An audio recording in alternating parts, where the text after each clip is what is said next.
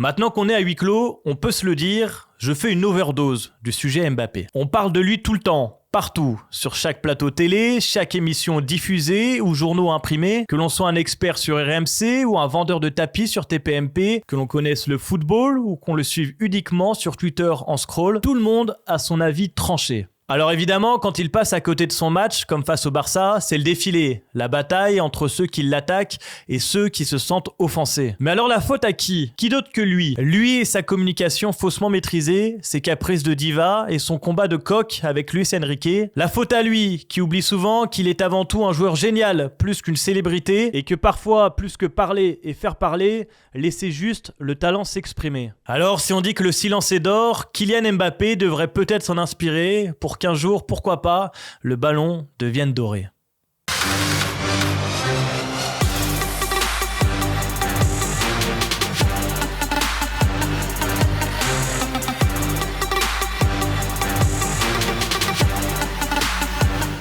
Salut à tous, on est de retour ici à huis clos pour le débrief de PSG Barcelone à J+2, ce qui va nous permettre de prendre un peu de recul sur le match aller et surtout de nous projeter sur le match retour. Pour faire ce débrief, je ne suis pas tout seul, nous sommes toujours un trio qui aurait peut-être un peu plus performé que celui du milieu du PSG mercredi dernier, avec à ma gauche Thomas, j'imagine un peu remonté.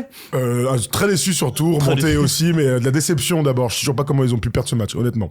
Donc voilà, heureusement qu'on est là pour en discuter parce que je suis pas bien depuis 48 heures. On va essayer de voir comment ils ont pu perdre ce match et en face de toi, il va peut-être t'aider à comprendre le Niklas Bentner de la FT Sport. Ça va mon Manu ? Ça va les gars, tranquille, écoute 48 heures après, je ne sais toujours pas comment ils vont le faire au retour. Donc voilà, écoute, on aura l'occasion d'en parler. Incertitude. Bentner, bravo, hein, franchement, c'est pas mal. Famille, en fait, en te voyant, je me suis dit, voilà. Ouais, c'est vrai un petit peu, ouais. Aussi beau gosse. Mais Lucas Elsner à l'époque, là, tu sais, quand on faisait la classe foot, les gens disaient Lucas Elsner. C'est là peu coup, tu vois. Bah oui. Aujourd'hui, donc, on va se plonger dans ce débrief de PSG Barcelone. On va aussi se projeter sur le match retour. On aura aussi un petit mot sur l'Olympique de Marseille qui s'est incliné à Benfica 2-1. Mais pour l'instant, on rentre directement dans le débrief de PSG Barcelone. Mercredi soir, les Parisiens recevaient donc les Barcelonais au Parc des Princes et ce sont les joueurs du Barça qui se sont imposés 3-2 avec un doublé de Rafinha, un but de Christensen et puis en face, dans un gros momentum, le PSG a marqué 2 buts avec Dembélé et Vitinha. On va voir également les stats de ce match pour voir que le PSG avait la possession, comme quoi avoir la possession ça ne sert pas à grand chose. On voit aussi l'expecting goal qui est une nouvelle stat avancée qu'aiment bien les spécialistes foot. Et là on voit que c'est le Barça qui avait le plus d'occasions de marquer des buts, 1,78. Le PSG a fait plus de frappes et a fait plus de passes parce qu'on l'a vu, ils avaient la possession. On va directement regarder la compo qu'avait choisi Luis Enrique. Les gars n'étaient pas si loin de celle qu'on avait imaginée lors de la preview. Une seule différence, c'est que Marquinhos a été choisi à droite à la place de Warren Zaïre-Emery. Thomas, premier avis quand tu as vu cette compo, qu'est-ce que tu en as pensé ? Écoute, j'ai compris tout de suite, et on a tous compris tout de suite quel était le projet de jeu de Luis Enrique. C'est la première chose, au-delà des hommes et de leur position. Marquinhos n'avait pas joué dans cette position depuis 2015. On a compris qu'il voulait mettre de la technique, il voulait avoir des redoublements de passes, il voulait donc tout faire pour avoir la possession. Donc maintenant, on peut le dire, il s'est complètement gouré sur sa composition. D'ailleurs, la première mi-temps est insipide et c'est à partir du moment où Lucas Hernandez repasse arrière droit, alors que c'est un pur gaucher, que le PSG, et la rentrée de Barcola aussi, que le PSG a commencé à produire son effort entre guillemets, comme diraient les fans de roue libre. Donc ouais, trompage complet de la part de Luis Enrique sur sa compo. Manu, t'es d'accord avec cette analyse ? Il s'est trompé avec le choix des hommes qu'il avait ? Il s'est trompé parce que clairement à la mi-temps il change tout. Donc et tu vois d'ailleurs un autre PSG, tu vois une autre animation. Donc clairement il s'est trompé dès le départ. Je crois qu'en fait la première chose qu'on s'est dit, c'est Luis Enrique nous a fait du Luis Enrique, c'est-à-dire qu'il nous a encore expérimenter quelque chose. Ce schéma-là, on l'avait déjà vu notamment contre la Sociedad, mais avec d'autres hommes, et notamment ce rôle d'Asensio qui a été occupé par Dembélé, notamment du côté de San Sebastian. Donc tu te dis, est-ce que c'est pas un peu bricolé pour un quart de finale aller de la Ligue des Champions ? On avait l'impression que c'était un peu bricolé. On rappelle que Hakimi était out et Mukiele aussi qui s'était blessé, donc il a été obligé de mettre Marquinhos à droite. On va regarder directement les notes qu'ont mis l'équipe dans leur journal au lendemain de cette défaite. On voit que Beraldo Ronaldo a eu 2, c'est la pire note, que Vitinha a eu 7, c'est la meilleure note, et que Mbappé a eu 3, la star de ce PSG. Les gars, on fait ligne par ligne, on se concentre déjà sur le gardien, parce que j'ai l'impression qu'il y a beaucoup de choses à dire sur notre ami Donnarumma. Donnarumma qui est fautif sur 2 buts lors de ce match. Ça, 2 buts. 3 buts, hein. Sur 3 buts. Premier but, la sortie mal maîtrisée, la main ça va direct dans les pieds de Rafinha. Belle passe. Le deuxième but, Beraldo se fait avoir, la relance directement sur un Barcelonais en 2 passes. T'as un top à but. La relance. Et la troisième, il ne sort pas. Pour moi, il y a clairement, ça compte aussi, hein. Mais le ballon en touche, il n'y a pas but, hein. Non, t'as raison. Jusque-là, en fait, c'est surtout la fébrilité tout au long du match qui interroge. Parce que Donnarumma, on pensait qu'il avait passé une sorte de cap un peu mental cette année, qu'il avait été quand même diablement efficace. Diablement, c'est peut-être un peu fort, mais un peu plus efficace qu'il avait été par le passé. Et là, tu le sens fébrile dès le début. Tu sais, il y a le face-à-face avec Lewandowski où tu te dis, c'est parfait parce qu'il anticipe bien, il lit bien le jeu. Mais alors, la sortie, bien joué. elle est cata. Il a de la réussite. Il a énormément de réussite. Elle est cata, mais Beraldo est cata juste avant. Non, d'accord, mais tu le sens fébrile cette première sortie. C'est peut-être l'un des super barrés du match quand même qui te maintient à 0-0 quand tu commences à souffrir. C'est la première action d'ailleurs qui donne le là sur la suite de cette première période. Et même sur cette sortie-là, qui est l'un des bons faits de ce match, il est très très très très fébrile. Il y a 2 faits où il va prendre les 3 points. C'est cette sortie-là et lorsqu'il sort la frappe de Rafinha, je crois, à bout des doigts en première période, où il fait du bien. Sur les frappes de loin, il te fait du bien. D'ailleurs. Mais c'est la fébrilité et on va en reparler tout à l'heure, mais la fébrilité a atteint toute cette équipe du PSG. Mais en effet, quand t'es défenseur, d'avoir un gardien derrière qui est aussi fébrile, qui maîtrise pas ses sorties, qui maîtrise pas ce qu'il fait, ça insuffle pas de la confiance. Thomas, il est fautif sur la qualification du Real il y a 2 ans. Il est fautif un peu contre le Bayern, mine de rien, sur le but de Coman l'année dernière. Cette année, il est fautif au match aller. Alors on voit n'oublie pas l'Italie, hein. Sur l'Italie, mais là je parle vraiment du PSG. On voit sur les réseaux sociaux évidemment les tutos qui s'emballent et qui commencent à parler de remettre Navas.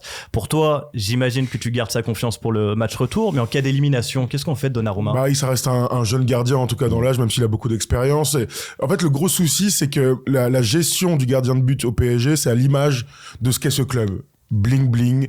Et lorsque tu as une certitude, donc Keylor Navas, qui est clairement quand même le gardien lors des compétitions référencé, etc., et multiples vainqueurs avec des champions, eh bien tu le remplaces par un autre parce que c'est une lubie des dirigeants du club. Et à l'heure actuelle, on peut le dire, Donnarumma n'a jamais été meilleur que Keylor Navas. Je ne comprends pas. Aujourd'hui, là, je vous le redis, pourquoi il sort pas sur le corner. Vraiment, c'est une énigme totale.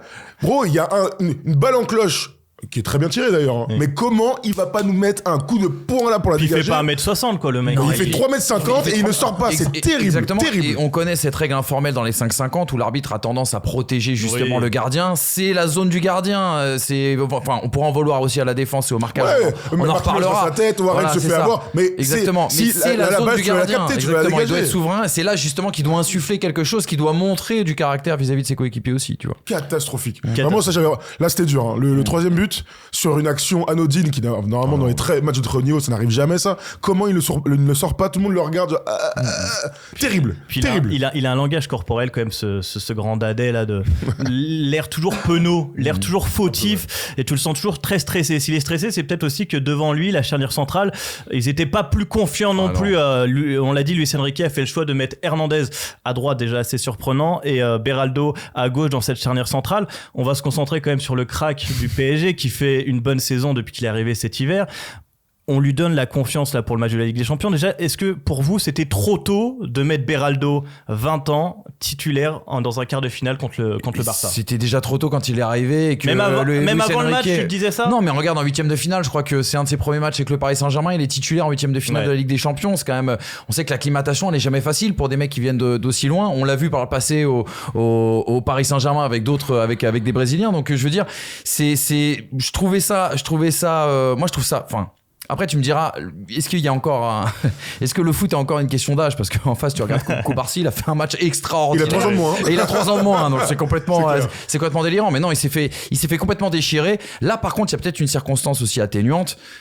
C'est pas que, il n'a pas que fait dans son froc. Il y a peut-être aussi le match de Lewandowski qu'il faut mettre en valeur. Parce que Lewandowski a été juste extraordinaire dans son rôle, qui était peut-être inattendu aussi pour la charnière centrale du Paris Saint-Germain. On s'attendait peut-être pas à voir Lewandowski en point de fixation comme ça. Ça a peut-être été un peu compliqué avec beaucoup de jeux directs, on s'attendait peut-être pas en tout cas à ça, mais il faut dire que Beraldo a craqué aussi parce que Lewandowski a fait un incroyable Beraldo match. non seulement a craqué sur sa performance individuelle, mais il est aidé par absolument personne. C'est-à-dire que Luis Enrique lui a clairement demandé. Marquis a un peu couvert, surtout en deuxième. Il y a un deuxième qui a été replacé, ouais. Le Barça, ils ont eu un plan de jeu parfait. Ils ont compris assez rapidement sur qui il fallait jouer. C'est Beraldo, en même temps c'est le plus jeune. On n'a toujours pas compris pourquoi Danilo Pereira était en conférence de presse avant le match et n'a pas joué. Normalement, c'est les titulaires qui sont là. On n'a toujours pas compris. On aurait préféré peut-être un petit peu plus d'expérience. Mais donc, circonstances atténuantes, peut-être sur le plan de jeu du Barça qui l'a ciblé, et puis circonstances atténuantes parce qu'il a jamais été aidé. Donc, on lui a demandé de le suivre. Décrochage de Lewandowski sur le premier but.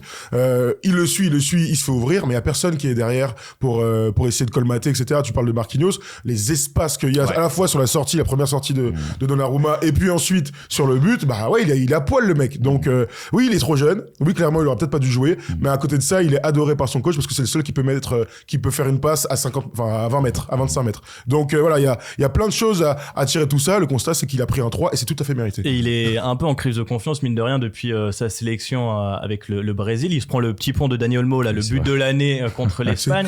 Derrière, il se fait expulser contre l'OM, et puis il y a ce match contre le Barça. T'as raison d'appuyer sur un truc, c'est qu'on avait l'impression qu'il y avait quand même une tactique qui était qu'on lui a demandé de coller Lewandowski. Après, Lewandowski lui a pris le métier, quoi. Il a dit, j'ai moins de calme que toi, j'ai moins de jus, mais je vais t'amener, je vais te faire comprendre que je connais mieux le jeu que toi, et je vais te faire contrôle orienté sur le premier but, exceptionnel. Exceptionnel. Vitinha, bravo d'ailleurs, qui le laisse passer. Oh, bah allez, vas-y mon grand, vas-y. Allez, jouez, c'est l'arbitre, quoi, comme ça en fait. Vas-y grand. Mais terrible. Mais t'as raison, mais c'est comme ça qu'on apprend. Mais c'est aussi le sens du sacrifice de Lewandowski. Ça, franchement, c'est quand même assez incroyable quand tu vois un joueur de sa stature, un joueur qui a ce vécu-là. On en reparlera tout à l'heure avec le cas Mbappé, mais franchement, il s'est sacrifié. Je suis d'accord avec toi, mais il s'est sacrifié pour son équipe. Il a libéré des espaces. Si Rafinha fait le match qu'il fait, c'est parce qu'il y a Lewandowski qui fait cet abattage-là. Et il a essoré et Hernandez et Marquinhos, qu'on va mettre aussi également dans le lot dans la deuxième période, et surtout Beraldo. Tu sais, juste pour continuer cette défense, je sais pas si tu vois l'action en fin de première période, c'est peut-être sur un coup de pied arrêté où t'as Hernandez et Marquinhos qui ne se parlent pas, qui sont quasiment à faire un cafouillage. Ça montre quand même l'état d'esprit de cette défense. Ça montre la fébrilité du Paris Saint-Germain dans cette soirée. On pensait que Hernandez allait être un peu en patron, mine de rien, dans cette défense, parce qu'il a des coronesses, comme on dit. Il l'a toujours montré, notamment en équipe de France. Là, je l'ai trouvé très moyen. On en parlait juste de la sortie de Donnarumma, un peu kamikaze. C'est lui qui se fait prendre dans le dos par Rafinha. Donc ça nous amène à cette question. On imagine qu'ils vont bosser le PSG cette semaine et qu'ils ont vu que Lewandowski leur a fait beaucoup de mal. Avec quelle charnière vous repartez pour le match de mardi, sachant que Hakimi sera à droite? J'ai envie de te dire Marquinhos, Hernandez, c'est ça exactement. Personne remet Beraldo. Moi, je pense qu'il va jouer. C'est dur. Il aime beaucoup. Le problème, c'est dur parce que s'il connaît un match retour qui est très très compliqué, ce mec qui vient d'arriver en Europe, on le remet dans le grand bain, admettons qu'il se craque une deuxième fois, tu peux le perdre pour le reste de la saison, ça peut être compliqué de revenir derrière, ça peut mettre du temps. Il y a quand même un truc à expliquer à travers l'errement de cette défense. Pour moi, il y a un manque d'intensité, il y a clairement un problème de fébrilité, mais peut-être aussi que ce Paris Saint-Germain-là, il a été étonné par le jeu proposé par le Barça. On le disait dans la preview, le Barça, jeu de possession, a pas mal évolué ces derniers mois, est devenu une redoutable équipe en transition, mais là, faut dire qu'on a eu un Barça qui n'a fait que du jeu direct quelque part. Et ces longs ballons envoyés sur Lewandowski, peut-être que moi j'ai l'impression que ça a un petit peu perturbé et le milieu de terrain et la défense. Tu le vois notamment sur la première période, lorsqu'ils prennent le momentum après le face-à-face avec Donnarumma. Mais Luis Enrique, il s'est fait ken, hein. On va le dire. On peut tourner ça comme on veut. Théo Park, machin, la possession, il met que des mecs techniques. Il n'y a pas d'impact au milieu. Presque prétentieux. Presque prétentieux. Non, mais même carrément prétentieux. Qu'est-ce qu'il pensait que son milieu de terrain qu'il allait faire des joueurs comme ça, De Jong, je suis plus rapide que lui, j'ai pas joué au basket depuis 10 ans. Bien sûr. Mais c'est catastrophique. On va venir on parle de ce milieu de terrain. Il a donc décidé d'aligner Ruiz, Vitinha et Lee. Ça, c'est un milieu de terrain de Ligue des Champions, ça? Est-ce que non, je pense que surtout un lendemain de City Real. Je vais te dire, ça fait un peu peur. T'as raison. Et puis dans la preview, en fait, il y a pas de surprise. Il y a Vitinha qui était très bon comme il a été depuis le début de saison. Il y a Fabian Ruiz qui est Fabian Ruiz. Il y a un moment, c'est un joueur moyen, limité, joueur de. Serait parfait à l'OL. Mais pas un joueur de Ligue des Champions. Ah bah oui, mais un peu à la Matic. Vraiment ce grand gay qui. On respecte Matic quand même. Mais Matic maintenant en fin de carrière. clairement. Oui, sauf que lui, t'as raison de le il est préciser. encore assez jeune. Et il est à lui- son prime, lui. Hein. Oui. Lui, il est au Oh là, top, bah. top. Oh les gars, quand il est juste devant la surface et qu'il met 4 pas, mais d'une lenteur pour frapper, mais alors que ça c'est des occasions de but de malade à top niveau. Imaginez De Bruyne, bon ok je fais une offense là quand même à notre Belge préféré, comparer De Bruyne à Fabien Ruiz, terrible. Finis vite cette comparaison. Ouais, Toutes les- elle s'arrête là. Toutes les décisions qu'il prend, elles sont mauvaises. Ah, mais Dans c'est le un- combat, il est battu. Sauf sur le but. Oui, c'est sur vrai, le t'as but, raison, il fait c'est une vrai. magnifique passe dans le timing pour Vitinha. Oui. Le On va problème, pas c'est que lui c'est enlever ça. l'exception qui confirme la règle, le but, tu vois. Parce que Complètement, c'est la seule action collective qu'on ait vue dans ce match. Sinon, C'est enfin, ce tu vois, qu'on bien appelle construite. un joueur yaourt nature, hein. Sans saveur. Mais le pire de ce milieu de terrain, c'est Lee. Lee, ouais. C'est Lee. Et on en parlait, vous l'avez dit, vous aviez des inquiétudes autour de ce joueur. On sait que Luis Enrique, comme Beraldo, il adore Lee.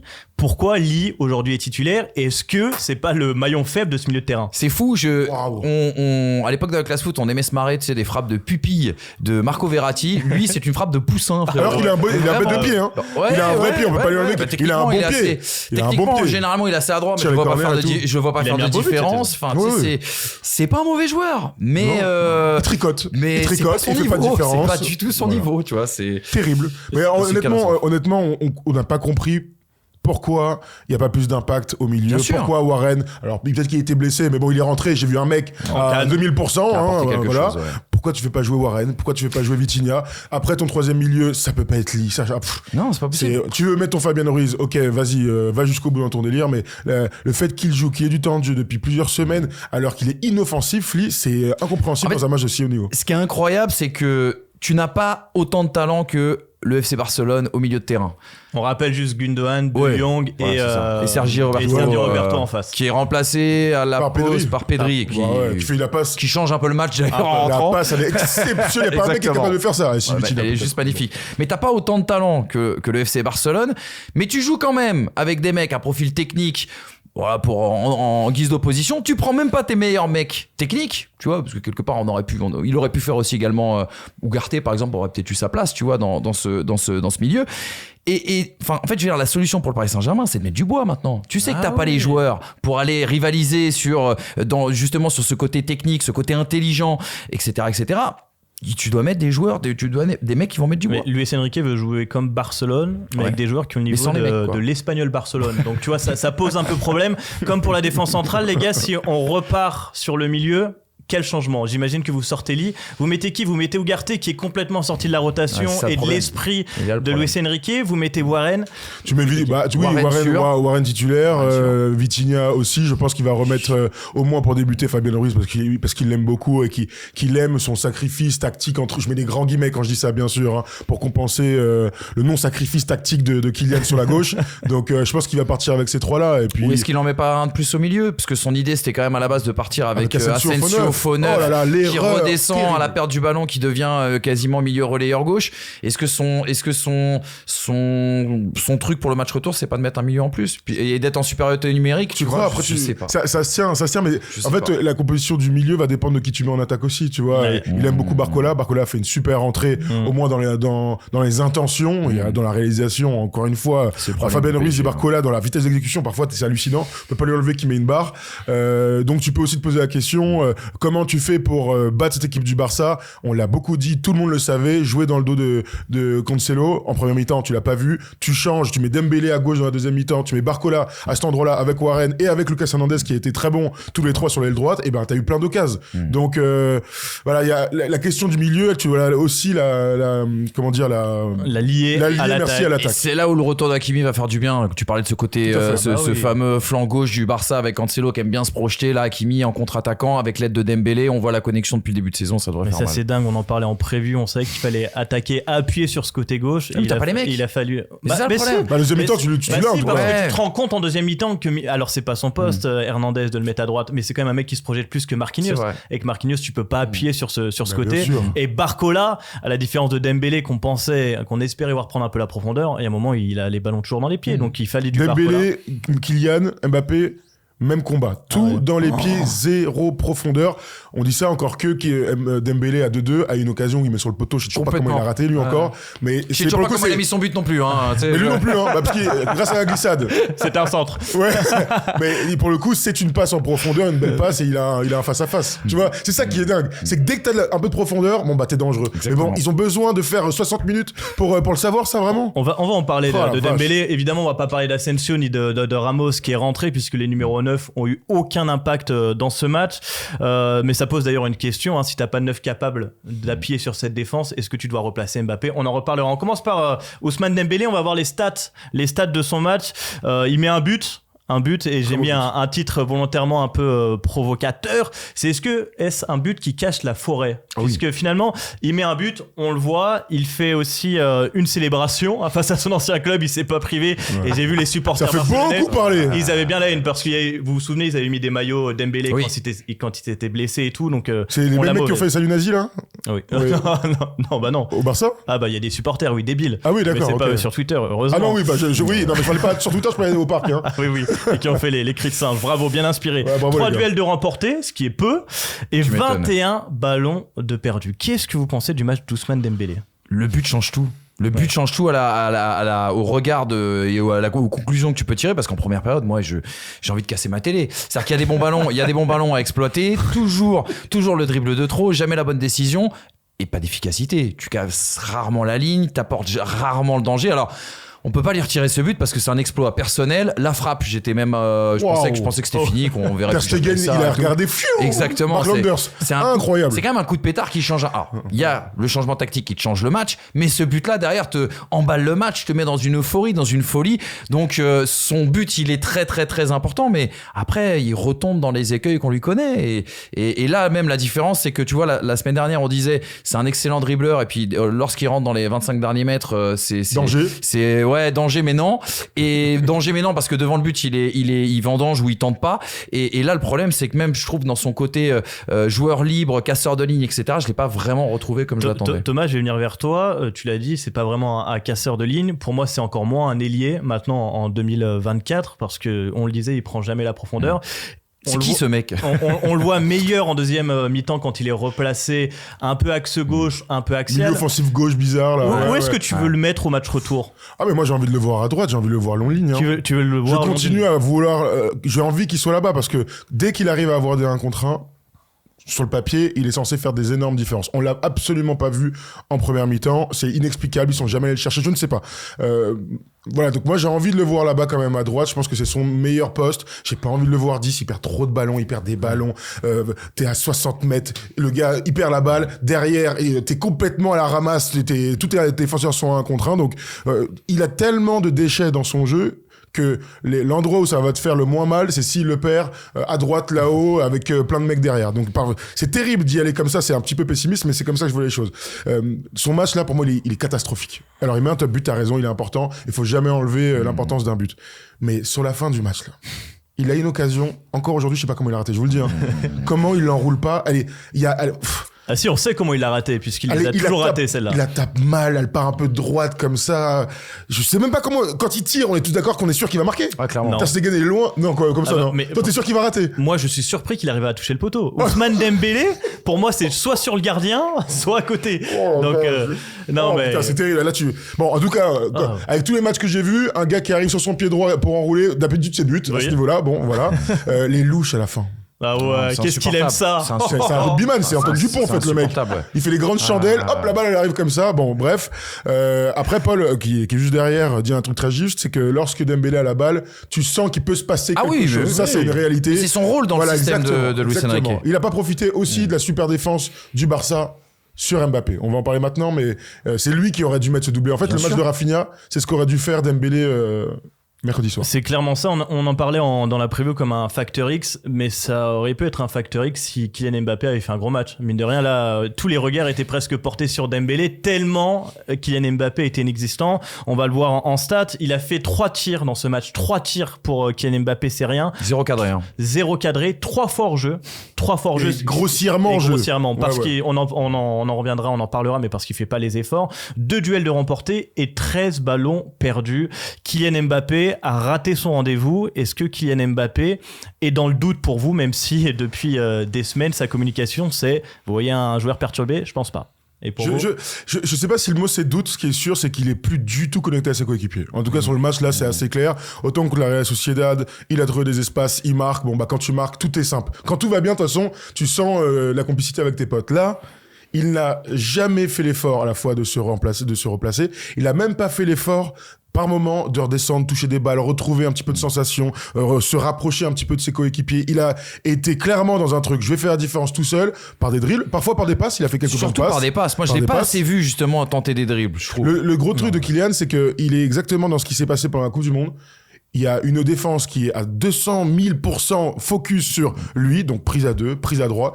Personne peut passer des mecs de ce niveau-là quand il était 1 contre 2, 1 contre 3. Donc, c'est aux autres de faire la différence. Et les autres ont eu des espaces. Et avec l'équipe de France, les autres arrivent à performer dans ces moments-là. Donc voilà, moi j'ai beaucoup de frustration quant à son attitude et quant à son implication. Mais l'autre constat, c'est que tactiquement, ils se sont fait avoir. Et lui, il n'a pas répondu en bougeant un petit peu. Pourquoi pas aller à droite juste une fois pour voir ce qui peut aller se passer de l'autre côté. Donc ouais, il y a beaucoup de déceptions sur ce match. Manu, juste, il disait il pouvait pas faire mieux parce qu'il a été bien pris. Moi, je me souviens du match contre le Maroc avec l'équipe de France. C'est pas le même foot, le foot de sélection et le foot de club. Mais il était pris aussi. Je pense plutôt à celui d'Angleterre. L'Angleterre aussi ils sont exceptionnels t'as raison, t'as raison. Mais ça libère l'espace à Griezmann, justement. Mais ce que j'ai vu en sélection, c'est quand même un mec qui arrive. Il y a des moments quand même on le voit faire une différence. Là, on l'a pas vu une seule fois. Et je trouve que au-delà de son niveau de jeu, il y a quelque chose de mental. Alors, il y a mental, et il y a une théorie qu'Habib Beye a donnée à l'antenne d'ailleurs, et dans l'après-match sur Canal+, et en fait c'est une théorie avec laquelle j'avais pu discuter avec lui justement parce qu'il est l'entraîneur du Red Star et qu'on aime bien parler football avant les matchs, et il disait, j'ai parlé de la gestion de Mbappé par Luis Enrique, et Habib Beye m'avait dit, le problème, c'est que, et Habib Beye vénère le football d'intensité. C'est-à-dire l'intensité doit être le premier ingrédient et ensuite on parle du reste. Et il dit, le problème, c'est que avec son temps moyen de 60 minutes de jeu depuis qu'il a annoncé à son président qu'il quittait le Paris Saint-Germain à l'issue de la saison, il dit, je sais pas dans quel état le mec va arriver pour un quart de finale de Ligue des Champions. On voit un Mbappé quand même assez emprunté depuis de nombreux matchs. Que ce soit avec... il a pas marqué, c'est ça? Exactement. Enfin, il y a eu le match contre Rennes. Une fois sur les 6 derniers matchs. Ah, mais contre pas, il a pas fait exprès celui-là. Mais voilà, c'est ça. C'est vrai, il a fait des décisions en demi-finale. Contre avec l'équipe de France, pardon. Moi, c'est un Mbappé qui m'a laissé sur ma faim, mais de la même manière que le match d'hier. Donc, t'as raison, il y a peut-être un argument mental, peut-être qu'il a l'esprit ailleurs, peut-être que dans l'intensité, peut-être quelque chose qui est brisé avec Luis Enrique. Moi, je t'avoue que j'ai jamais voulu commenter cette relation. On a eu Nico et Luis, maintenant on a Luis et Kiki, tu vois. Boulard, c'est ça exactement. Ça m'a jamais intéressé ce sujet-là, mais peut-être qu'on voit aussi aujourd'hui des conséquences. Je sais pas en tout cas, mais intensité et mentale, clairement, il a pêché. On n'a pas vu le Mbappé qu'on connaît. Le Mbappé qui tente le dribble, il a tenté beaucoup plus de passes que de dribble. Le Mbappé qui joue juste, le Mbappé qui est impliqué. Et c'est ça, moi, tu vois, qui me pose problème aussi, c'est qu'on juge pas Kylian Mbappé comme un joueur normal. Quand il réclame plus de responsabilités, quand il est là à réclamer plus d'autorité, que son bien manger, bien dormir, quand c'est un joueur qui décide de la direction sportive, de la direction de la communication, quand c'est un joueur qui place ses proches dans le board du club, tu ne juges pas Kylian Mbappé comme un crack, tu juges Kylian Mbappé comme un franchise player. C'est pas vous que je vais l'apprendre les gars, parce que je suis un novice en basket et que c'est un concept qui nous vient justement du basket. Et quand tu vois que c'était peut-être son dernier match avec le Paris Saint-Germain en Ligue des Champions, dans un Parc des Princes, qui a été, les gars, extraordinaire. Franchement, une ambiance de dingo. Bah là, t'es obligé de lui tomber dessus. T'es obligé d'être déçu et t'es obligé de tomber dessus à la hauteur, en tout cas, de tous les faits et de tout ce feuilleton Kylian Mbappé depuis 2-3, même plus au Paris Saint-Germain. On va clôturer ce débat Mbappé, mais c'est vrai que moi, ce qui me choque, c'est que, en fait, c'est de l'irrespect. À un moment donné, le langage corporel du mec. On a pu voir des joueurs dans l'histoire avoir des sauts d'humeur comme ça sur le terrain, tu le vois. Je pense à Cristiano Ronaldo. Il a toujours été impliqué, mine de rien, dans le collectif et appliqué à faire la décision dans un match. Là, c'est limite, il disait, bon les gars, de toute façon, j'ai pas envie d'en faire plus, même si c'est un raccourci, hein. J'ai pas envie d'en faire plus, et toute cette com, depuis des semaines, des mois, des années, c'est en train de le pourrir, et ça pourrit toutes nos analyses, parce que mine de rien, c'est pas de sa faute s'il perd le PSG mercredi. Mais c'est de sa faute s'il gagne pas aussi. Mais c'est de sa faute, oui, mais le premier joueur auquel tu penses quand tu sors du match, tu penses à Kylian Mbappé. Bah, c'est la superstar après. Mais c'est la normal, superstar, non mais il a apporté autre chose. Il a apporté autre chose dans cette communication, je trouve, où tous les regards étaient déjà sur lui, mais le sont encore plus. Franchise player. Ouais, et à côté de ça, si sa vieille frappe à la fin où il doit décaler à gauche, elle est contrée, elle rentre, et ben on l'analyse, elle est complètement différente. C'est ça qui est dingue avec les joueurs de ce niveau-là. Au match aller contre la Real Sociedad, il fait pas un énorme match, par contre, il marque le but sur le corner qui commence à enclencher la qualif. Donc c'est ça qui est dingue. Et on va y revenir maintenant. Il y a un match retour. Oui, Donc, mais c'est ça. si tu fais un grand match, on oubliera c'est ça qui est dingue. Exactement. Ça peut aller vite. Et quoi. je vais te dire, la presse espagnole, le lendemain du match, a parlé de l'arrogance de Kylian Mbappé. Presse espagnole, c'est presse madrilène, presse barcelonaise qui était pour le coup. Exactement. Les deux étaient d'accord sur l'arrogance de Kylian Mbappé. C'est pas rien de parler de l'arrogance d'un tel joueur. Est-ce qu'il va nous faire le truc, t'es pas content, bim, triplé, tu vois? Je pense que, non, mais c'est vrai, tu vois. Ça peut être aussi le sursaut du grand champion, c'en est un. On sait qu'il adore écrire ses histoires. Exactement. C'est le meilleur moyen d'en écrire une très belle. On se projette sur le match retour. On va voir les cotes de notre partenaire Winamax qui sponsorise évidemment toute notre chaîne et on les remercie. Le FC Barcelone est donc favori à domicile. On rappelle que c'est pas au Camp Nou, c'est au stade olympique de Barcelone. 2-10, 3,70 le nul et 3,10 pour le PSG. La qualification pour le PSG est à 4. Les gars, juste avant de vous demander votre prono, on va voir un petit message fait par toi Thomas sur notre offre avec Winamax. Comme tu le sais, nous sommes soutenus par Winamax, donc viens jouer avec nous sur tes sports préférés. Si tu aimes le foot et que tu as envie de parier sur la Ligue des Champions, ça se passe chez les copains de Winamax. En collaboration avec Wina, nous avons cette offre de bienvenue avec le code FT10 et le lien en description. Lors de ton premier dépôt, tu es automatiquement remboursé jusqu'à hauteur de 100 € et on t'ajoute même 10 balles en bonus. Important, le jeu est strictement interdit aux mineurs et peut comporter des risques, donc on ne joue que des sommes que nous sommes prêts à perdre. Les gars, on se projette sur le match retour. Est-ce que vous y croyez pour y croire? On a essayé quand même de trouver des arguments d'y croire. On a fait un petit tableau avec 3 raisons de croire au sursaut du PSG. La première, c'est le réveil de Kylian Mbappé. On en a parlé longuement juste avant. L'état d'esprit changeait, les gars. Vous êtes d'accord que l'état d'esprit était pas bon sur ce match aller? J'ai vu certains comportements qui ne me faisaient pas penser à un quart de finale de Ligue des Champions contre le Barça. Ça, il y a aucun doute. Donc, beaucoup plus d'intensité. Tu le disais pour Abid Bey, c'est le premier des ingrédients, c'est une évidence. Tactiquement, t'as le droit aussi. Tu sais, l'intensité, la concentration. Ensuite, ça se ressent dans la qualité de tes replacements, sur les efforts que tu vas produire, sur l'intelligence de pas être trop loin. Parce qu'on l'a pas dit, mais là où le PSG s'est fait complètement ouvrir, c'est qu'il y avait des espaces, mon gars, derrière les milieux qui étaient dramatiques. Donc ouais, l'état d'esprit, ça va être primordial. De toute façon, pour faire un exploit, parce qu'on doit parler d'exploit, de se qualifier après avoir perdu 3-2 à domicile, déjà, aller à l'extérieur et y aller, c'est improbable, mais encore plus contre une équipe comme un club comme le Barcelone. Donc, état d'esprit changé. Si tu fais l'exploit, de toute façon, tu fais le match parfait. Donc, l'état d'esprit va être au top. En fait, le truc, c'est que t'as joué que 25 minutes sur le match aller. Donc, ce serait bien déjà de faire 90 et plus si affinité. Moi, le souci que j'ai, les gars, je vous le dis, problème tactique. Donc, t'as été dominé tactiquement, techniquement, en termes d'animation et d'ingrédients. T'as été dominé dans la gestion des momentum. C'est une recette de... non, mais une recette bien dramatique. T'as été dominé dans la gestion des momentum parce qu'on oublie de le dire. À 2-1, t'as possibilité de mettre le 3-1. Tu le fais pas, t'es puni. À 2-2, t'as possibilité de mettre le 3-2. Tu le fais pas, t'es puni. Donc, ça aussi, va falloir que le Paris Saint-Germain monte en gamme à ce niveau-là. En vrai, il y a que le Parc des Princes qui était à la hauteur de ce quart de finale aller. Donc, soit tu te dis qu'ils ont été tellement minables sur le match aller qu'ils peuvent que faire mieux au retour et donc il y a peut-être des motifs d'y croire, mais honnêtement moi j'ai quand même l'impression que ce FC Barcelone est au-dessus du PSG aussi. Et t'as raison, on l'a peut-être pas assez dit aussi. Et dans cet état d'esprit, commencer directement le match, on sait que le Barça est un peu ce qu'est le PSG aussi en France. Fébrile. Ils sont fébriles et que si t'arrives à marquer le premier but, mine de rien, ça peut cogiter dans la tête. Le troisième point, et ça va nous permettre d'en parler un peu plus longuement, c'est Luis Enrique, enfin peut-être un peu de stabilité. Bon les gars, dans la preview on disait avantage Luis Enrique, là clairement sur l'expérience c'était là c'est 1-0 de Xavi et de loin. De loin, il y a quand même un truc que je retiens. Rappelez-vous du match de poule contre Newcastle où Paris se fait ouvrir et à la fin Luis Enrique s'était complètement trompé, n'avait pas changé grand-chose pendant le match et arrive devant en conférence de presse et dit non mais c'est vous qui avez pas compris, c'est moi qui avais raison, tu vois. Là ce que j'ai vu quand même c'est un Luis Enrique qui se plante. Tu me diras, c'est le minimum quand t'es coach, mais au moins à la mi-temps, il change quelque chose. Il change sa copie. Et il y a un effet et il se passe quelque chose. Attention au match retour. Quand on dit Luis Enrique est stable, c'est peut-être d'arrêter. C'est ce que dit Riolo, ces espèces d'essais de chimistes là en permanence, etc. Je trouve tout, il appelle. Voilà, je trouve tout. Surprise. Ça, c'est plutôt surprise maintenant. C'est plutôt rigolo. Il a raison. Moi, je pense qu'il va trop loin dans la critique vis-à-vis de Luis Enrique. C'est pas que la défaite de Luis Enrique non plus autour de ce match. En tout cas, pas que tactique. Il y a peut-être du management, il y a des attitudes, on en a beaucoup parlé. Mais qu'il arrête les essais. Guardiola s'est perdu avec ça au début avec City avant d'aller chercher la Ligue des Champions.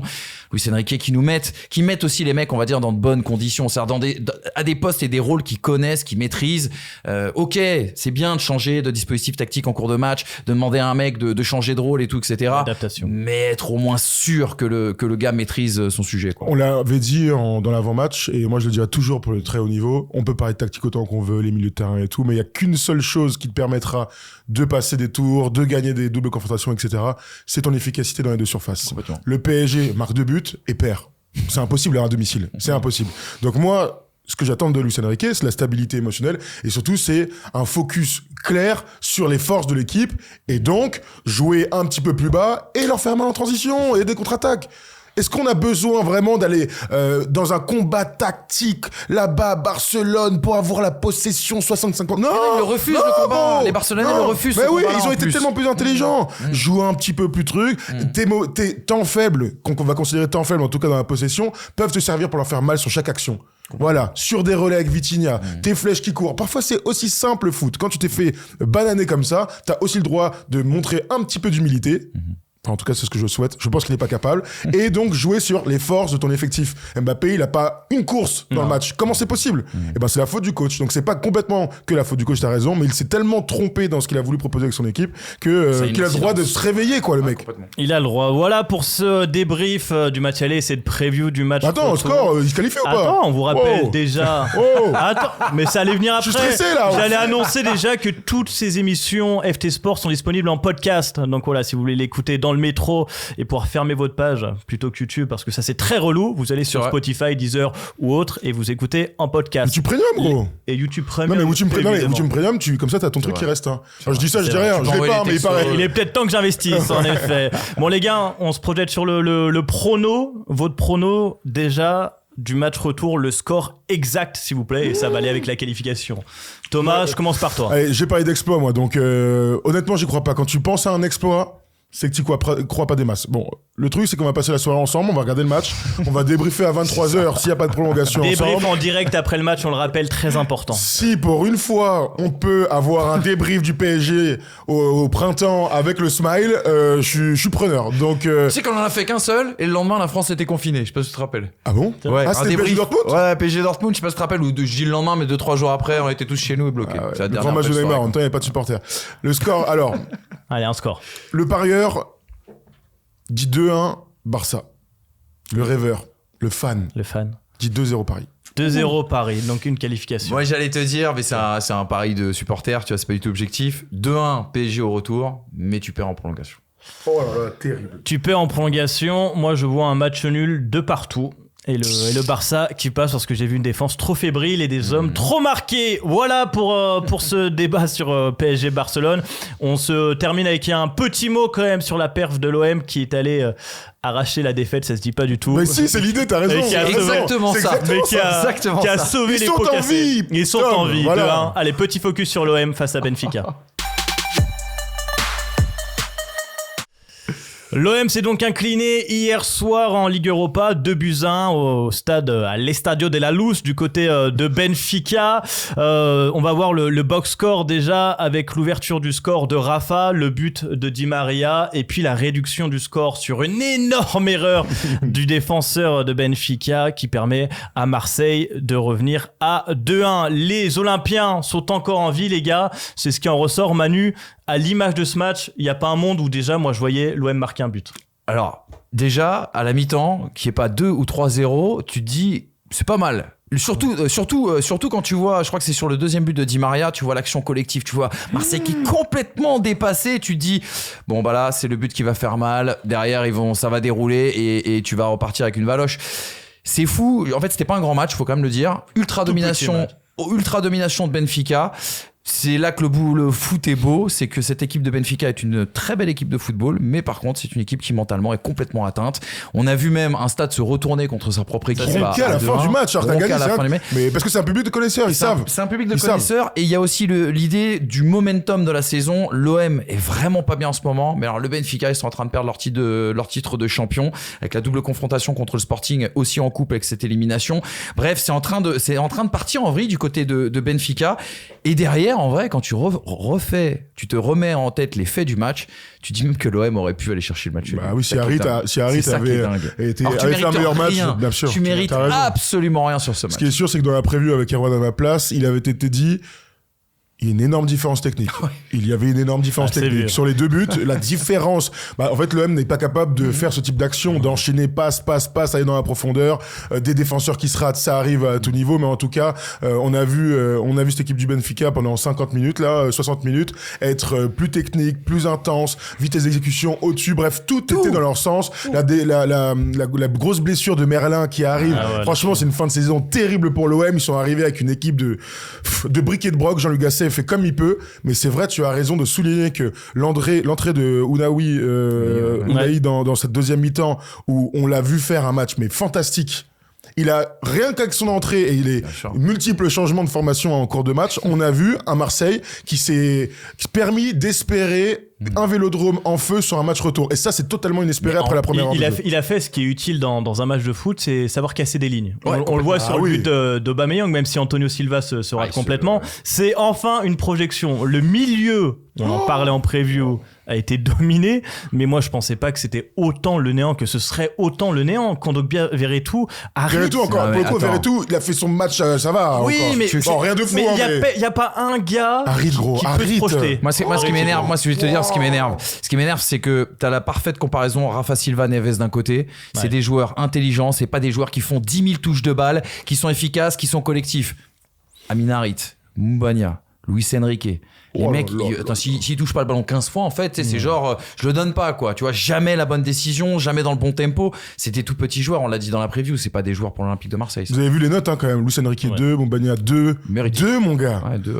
2 dans un match aller d'Europa League avec un petit peu d'espoir, etc. Mais encore une fois, c'est incroyable parce qu'on peut les démolir. Franchement, on peut les démolir. Bien sûr. Mais le Benfica, comme ils sont arrêtés de jouer après le deuxième but, c'est inexplicable. Alors Marseille élève un petit peu, mais t'as la sensation que Benfica a complètement laissé partir ce match à volo. Mais même sur le but, parce qu'elle est belle. Moi, je suis d'accord avec toi. Ounahi change les choses quand il rentre. Mais la passe, c'est pas la passe. C'est pas non plus. C'est pas la passe Ligue des Champions d'Antonetti. C'est pas du Zizou Prime, tu vois. Et ce que nous fait. Tu l'as vu la nana? Ce pauvre Antonio Silva. Antonio Silva. Puis j'ai pas compris. C'est bien. C'est là que tu vois quand même qu'il y a une énorme fébrilité. Il est très jeune. Non, mais il est surtout très bon. Ça arrive. Il est très très bon. C'est un mec qu'on pourra retrouver au PSG. Pourquoi pas dès cet été. Non mais sans blague. C'est un mec qui va animer le mercato en tout cas de cet été. Mais franchement, c'est vrai que cette équipe s'est complètement écroulée. Et on en avait parlé, Schmitt il a eu les mouchoirs blancs, tu sais, comme au Real là, il y a quelques semaines. Il est beaucoup tensé. Le public s'est retourné contre son équipe aussi. Et tu te dis, quand tu vois comment ce public qui se retourne contre son équipe, les effets psychologiques que ça a, tu te dis ouais, comme t'as dit, un Vélodrome en fusion, et peut-être que Benfica, caca culotte, et sur un coup de dé, si Harit met sa reprise, c'est peut-être plus le même match. Aubameyang qui avait quand même un penalty qui était clair, qui était. Après, t'as le coup franc à la fin. On peut quand même dire que le coup franc, Aubameyang, son 10e but en Europa League, il fait une saison de compétition européenne extraordinaire. Et tu vois, on parlait tout à l'heure de Dembélé avec ce truc. Aubameyang fait exactement ce que tu imagines sur l'appel. Il va enrouler là-bas. Il va marquer, il y a rien à dire. Il a marqué, bravo, gros. Voilà, il y a rien à dire. Non, l'autre. Bon, bref, on va pas parler de lui parce que ça m'énerve de toute manière. Je lui ai envoyé de toute façon un message là à Ousmane. Je lui ai dit gros. Voilà. Viens, on va bosser les frappes enroulées un peu. Mais ce qui est sûr, c'est qu'il fallait se mouiller la nuque entre la Ligue des Champions et la Ligue Europa. Wow, il y a on va dire ça à Liverpool. Liverpool, ils étaient pas prêts visiblement. Pour se projeter sur le match retour, on prend déjà juste la déclat de Jean-Luc Gasset qui dit les 30 dernières minutes nous donnent de l'espoir. C'est ce qu'on dit. On sait devant qui on va jouer, où on va jouer et qu'on peut être porté. On adore jouer dans notre stade devant un public en feu. Les joueurs adorent ça. Alors moi, ce que je retiens de cette déclaration, c'est qu'à un moment, il peut s'appuyer sur rien, si ce n'est le public. Il y a quand même ça qui ressort. Le 12e homme. Alors, on sait que Marseille, c'est exceptionnel et qu'ils vont se transcender, hein. Mais il y a rien qui a été donné dans ce match aller où tu peux dire, bon, allez, on peut s'appuyer sur notre milieu, sur la fait, non. quand tu vois le niveau technique de cet Olympique de Marseille-là, faut que tu joues sur tes forces. Alors, je sais même pas si ça est l'une de leurs forces, mais on voit des mecs qui vont pour casser des gueules. Non, mais clairement, je suis désolé, tu vois, on aime le beau foot, on aime le beau jeu, on aime le foot, on est là pour en parler, etc. Sinon, on débrieferait la Ligue 2 et le National, même si c'est des championnats que j'adore. Non, mais c'est vrai, tu vois. Sur ton championnat préféré, non, bravo, mais même hein. si les championnats que j'adore, mais ce que je veux dire par là, c'est que là, ta seule solution quand t'es l'Olympique de Marseille, vu le déficit technique que t'as, envoie des soldats, envoie des guerriers, envoie des mecs qui vont mettre du bois, donner le ballon à Aubameyang. Non, mais c'est une vision très réductrice du football. Solide derrière, mais c'est un peu une flèche devant. Mais c'est ce qu'a fait allez. Gasset. Tu sais, c'est ce qu'a fait Gasset bien pendant le sûr. match quand il passe à 5 derrière. Au bout d'un moment, et bizarrement, quand il passe à 5 derrière, c'est là que t'as une meilleure animation. Drôle de sport quand même. Hein. Franchement, le foot des fois, Les gars, c'est dur à analyser. On finit avec, je suis allé prendre les codes de la qualification. L'OM est à 2,90, Benfica à 1,35. Rapidement, qui va se qualifier? Si tu respectes le foot, Benfica passe tous les jours. Maintenant, on l'a dit tout à l'heure, et en plus, si t'es par ailleurs, j'ai plus envie de jouer une cote à 2,80 qu'une cote à quoi, 1,35. 2,90, 1,35. Avec des mecs qui sont capables de se chier dessus en 20 minutes, tu vois. Donc, Thomas, t'es Ouais, d'accord? bah, j'en parlais avec Erwan tout à l'heure pour avoir un petit peu le son de cloche des fans marseillais.